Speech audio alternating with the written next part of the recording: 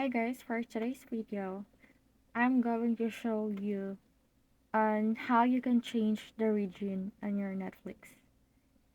So maybe you're in a specific region where a specific show is actually limited and that you want to actually browse the shows and then watch them for absolutely free. Well, you can absolutely do that by just changing your region. To change the region in Netflix, what we're going to do is first thing first to open up our app store.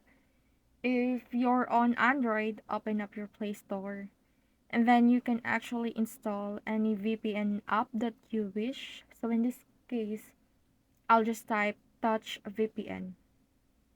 Once you switch for Touch VPN, you should be able to find it and then make sure to download the application first. So once you've downloaded any of the VPN apps that you wish, depending on the type of the app it is, you should be able to connect it to specific server. So if you want to actually change the location, you can just tap on any of it. Let's say I want to watch shows from United States. I can just select the option code, this one over here. Just tap in the power button in order to connect that specific VPN. Then I should be able to connect it. Now you might not need to deal with the a bunch of this one because it's a free application. Now once you're basically went ahead and connected to your specific server, you'll also see the VPN app icon.